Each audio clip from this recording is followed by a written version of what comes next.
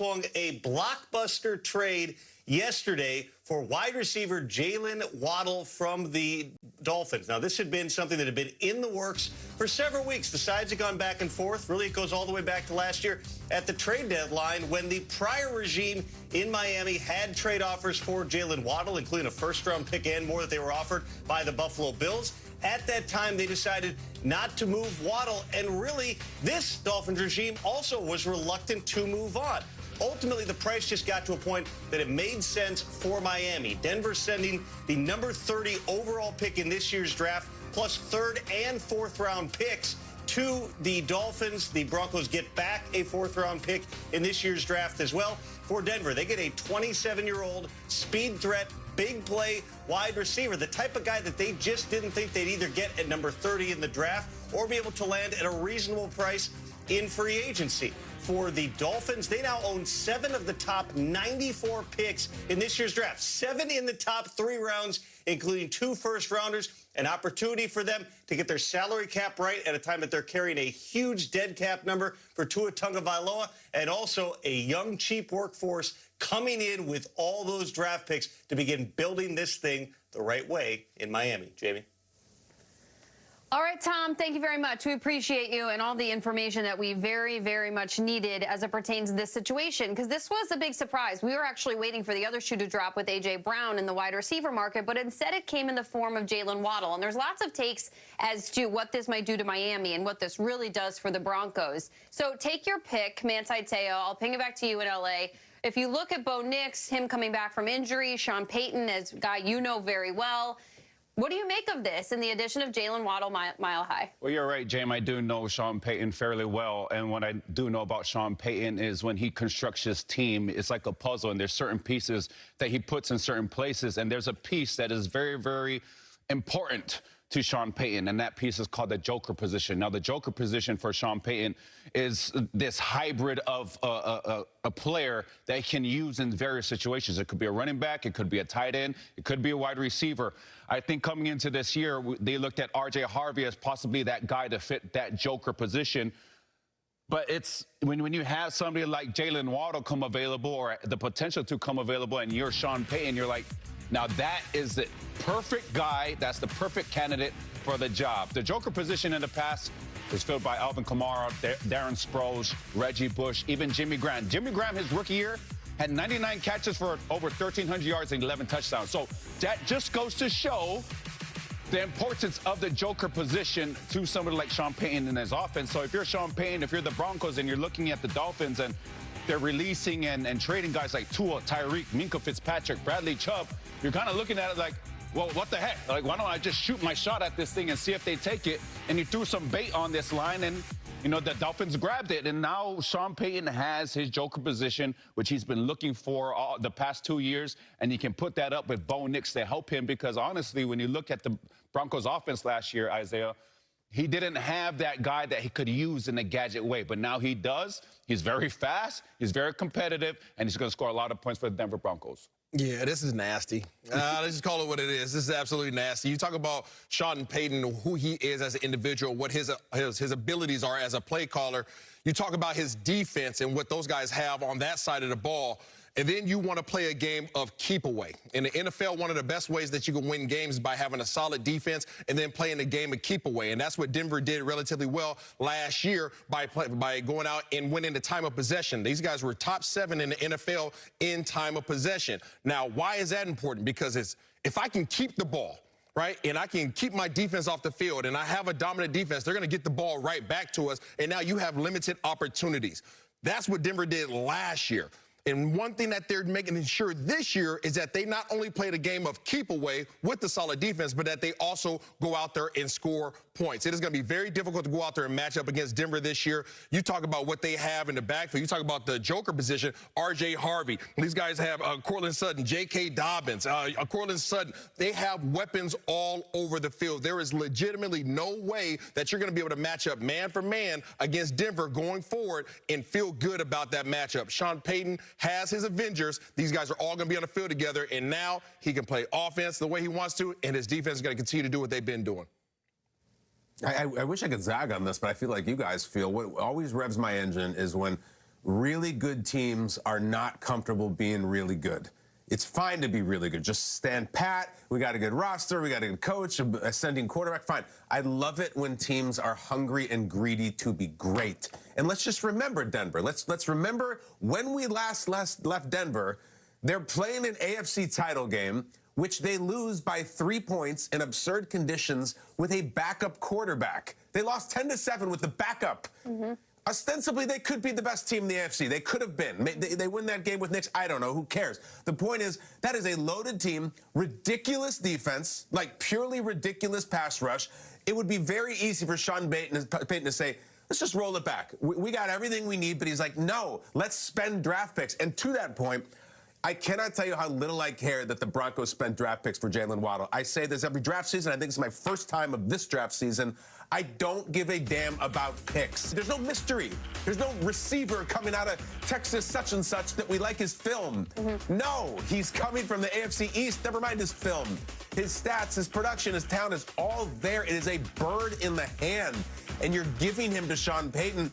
This is not a great morning, I don't think, for the Chargers or the Chiefs or the Raiders or the Bills. Like, I don't think this is a great morning for anyone outside of the AFC and the AFC outside of Denver. They're better. They got a guy who can play, is proven he can play.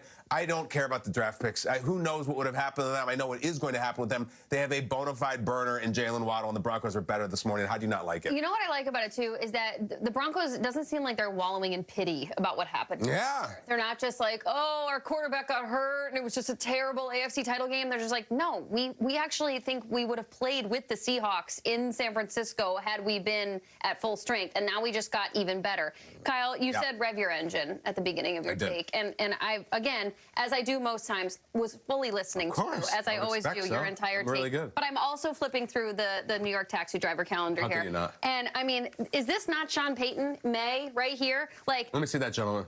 This guy right here. This is Sean Payton. The hood is up. This taxi guy, they got pulled, it broke down on 2nd Avenue, and he's just got to take out his own tools out of the trunk and fix this thing on the side of the road. The shirt had to come off, I bet guess. Sean Payton has a dragon tattoo on his chest, too. Right? Exactly. Okay? So this is Sean Payton trying to fix with the Broncos, and that thing is going to be better than ever. When he closes that hood up, the steam is going to stop coming off the front of that car. That guy's on 38th Street right now. People are texting him. Hey, Keith, they're talking about you. A picture of the calendar.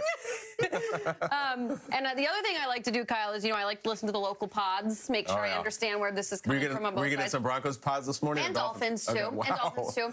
But the point about the picks is well received, at least from the locals, if you will, that cover the team, because I think Broncos fans felt like, what were they picked at 30 up until this point? That's the pick that they sent to Miami. It's like, that's a glorified second-round pick at this point. Sure. And, like, who was really left over? So I agree with everybody at the table, but let's look at Miami, shall we? Yeah, well, Jamie, let's look at your afternoon. You're not going to get invited to 12 different Broncos and Dolphins pods, and you're going to do all of them. I know. You know what? And I'll say yes. I will. And this is the funniest thing. Yeah. This is like, these are very expensive players for the Dolphins this year. Problem is, none of them are on the Dolphins. All no longer with Dolphins. By the way, Jalen Ramsey wasn't with the Dolphins last year. We're going back? They're all paying for these guys this year. And then, like, Minka is in their division. Bradley Chubb is in their division. This is not a good screen, but at least the draft is coming, right? I guess. You know who was taking it on the chin, again, in the local pod space these days was Malik Willis. What do you think about what he feels? Like, this is his shot at becoming a starter after his time in Green Bay.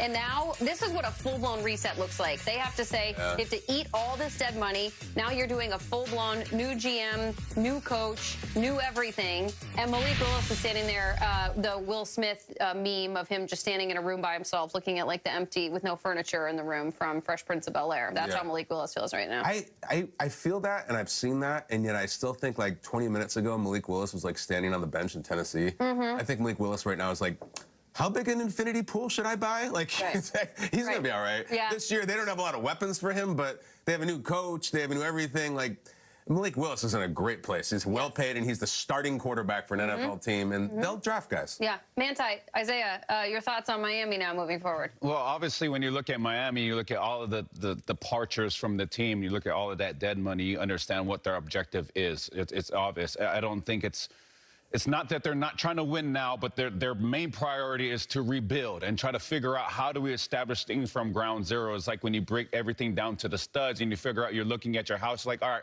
what do I want this thing to be? And when you bring in a new head coach, when you bring in a new potential franchise quarterback, the greatest blessing is you can structure it the way that you want to, and that you're not going to have any remnants of what was before. And so there are going to be some growth, some growing pains there, Zay. It's just all about what does what does the Miami Dolphins have to do to help Malik Willis be the best quarterback that he can be? As long as there's synchronicity between the upper office, the second floor to the first floor, everything should be okay. Once there's that split, that's what happens when this problem continues to prolong and continue. So I hope with the Miami Dolphins that they're able to figure that stuff out and have a common goal and a common vision. Yeah, you just think about it from the perspective of the Miami Dolphins right now. Who is leading their organization? Well, you have John Eric Sullivan, and then you obviously have Jeff Hafley. Those guys come from where? Green Bay. Yeah. Right? So Green Bay always is relatively frugal. And we also know that Green Bay also builds their teams through their defense. So being that Jeff Hafley is a defensive-minded guy, let's go ahead and look at what this year's draft is all about. This year's draft is all about defense. So when you look at what these guys have going into this year's draft, they have all the ammo that they need. Now, I am completely with you, the KB, in terms of draft picks are always, just a roll of the dice like Jamie's shirt. But the thing is, these guys feel good about where they're at. They are going to build their team through the draft. And when you're able to do that, if you're able to hit, which I believe that they're confident in, obviously, in Sullivan, if you're able to hit on these draft picks and are able to establish an identity and a defense, yeah, that's where you're going to be at this year. And then next year, you're in a better financial position to go ahead and start adding pieces. Does anybody expect the Miami Dolphins to come out here and be uber competitive in year one? Absolutely not. I don't even think they believe that in their building. But this is going to allow for them to create a foundation. And before you can build a house, before you can build a crib like Manti's crib, you have to have a solid foundation. And I think that's what they're trying to do in year one in Miami, and they're going to do it through the draft. When I see a screen like that, the Dolphins look like they have 100 picks this year. Philosophically, to me, that just means they want guys to come in the building that follow and can build up their culture. When you don't have a lot of picks, like the Rams, your culture is already set. You don't need all those guys. You just go out and get the people that can bolster what you already have going on. And just so you're not like that singular statue in the water, Lady Liberty. This is Malik Willis right now in Miami. That's incredible. Just holding up the beacon. But Malik Willis needs a friend. Like, so this here's a wide receiver in the draft. There you go. Yeah. See? Who will be the lifeboat, the rubber ducky lifeboat floating by Malik Willis and Lady Liberty? And authentic stuff right there. I love it. Thank you so much. Like honestly, I feel so at home. Appreciate you. Didn't know love language. Your